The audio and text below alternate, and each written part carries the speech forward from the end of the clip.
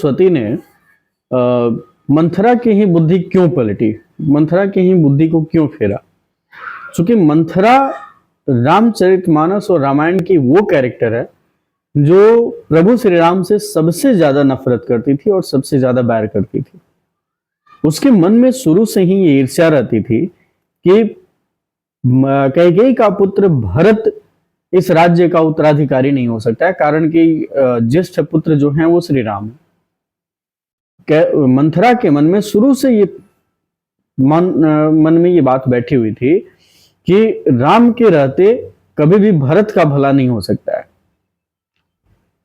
जब देवताओं ने देखा कि राजा दशरथ ने प्रभु श्री राम को युवराज घोषित कर दिया है और उनके राज्याभिषेक की तैयारी हो रही है, तो सारे देवता आपस में उलझ गए और सारे देवता किन कर्तव्य में मुड़ हो गए। उन्हें यह समझ में नहीं आ रही थी कि वो करें तो क्या करें, कहें तो क्या कहें, किससे कहें। अंत में थक हार कर सारे लोग प्रभु भोलेनाथ के पास पहुंचे और भोलेनाथ से उन्होंने कहा कि हे प्रभु, इसका कोई निदान निकालिए। यदि प्रभु श्री राम वन को नहीं गए तो फिर समस्त राक्षस जाति का नरसंहार नहीं होगा, और यदि राक्षसों का संहार नहीं हुआ तो फिर पृथ्वी को कोई बचा नहीं सकता है। क्योंकि उस समय पृथ्वी पर दानवों का अत्याचार हद से ज्यादा बढ़ा हुआ था। ऋषि मुनि उनसे त्रस्त थे, त्राहिमाम किए फिरते थे। ऋषि मुनियों को वो यज्ञ पूजा आदि नहीं करने देते थे। तो जब देवताओं ने देखा कि प्रभु श्री राम वन को नहीं जा रहे हैं, उनका राज्याभिषेक हो रहा है, तो सबके मन में एक दावानल उत्पन्न हो गया। सारे लोग त्राहिमाम करने लगे। प्रभु भोलेनाथ ने कहा कि इसका निदान तो परमपिता ब्रह्मा के पास ही मिल सकता है, हमें उनकी ही शरण में चलना चाहिए। परमपिता ब्रह्मा के पास जब सारे देवगण पहुंचे, इंद्रादि सारे देवगण जब पहुंचते हैं, तो सारे लोग हाथ जोड़ करके उन्होंने उनसे प्रार्थना की कि हे प्रभु, श्री राम का अवतार जिस उद्देश्य से हुआ है, जिस प्रयोजन से हुआ है, यदि वो वन को नहीं जाते हैं तो वो उद्देश्य असफल हो जाएगा, वो प्रयोजन असफल हो जाएगा जिस प्रयोजन से प्रभु श्री राम का जन्म हुआ है, जिस प्रयोजन से उनका अवतार हुआ है।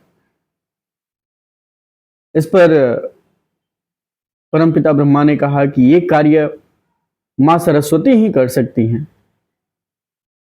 परमपिता ब्रह्मा और सारे देवताओं ने मिलकर मां सरस्वती का आह्वान किया और उनसे अनुरोध किया कि हे माते, आप जिसकी भी मति हो जाकर के अयोध्या नगरी में फेर दें और जैसे भी संभव हो प्रभु श्री राम को वन जाने से आप रोकिए।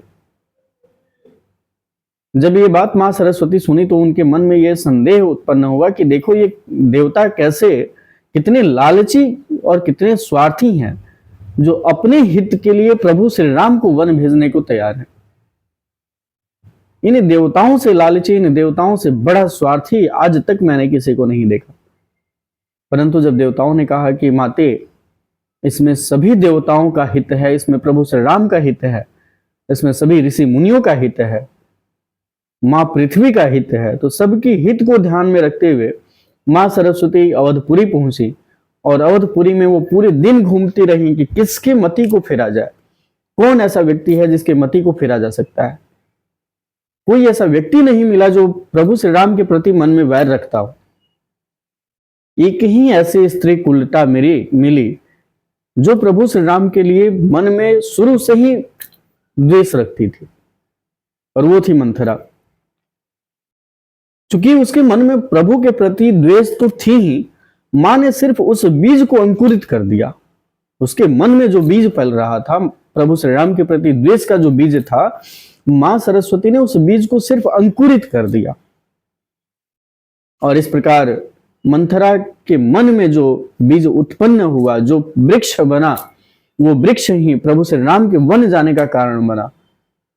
और प्रभु श्री राम पर मंथरा का बहुत बड़ा स्नेह और बहुत बड़ा उपकार रहा कि उसके मन में मां सरस्वती बैठी और मन को फेर कर प्रभु को वन भेजा, ताकि पृथ्वी से असुरों का संहार हुआ, राक्षस जाति का संहार हुआ और पुनः पृथ्वी पर राम राज्य की सत्ता काबिज हुई।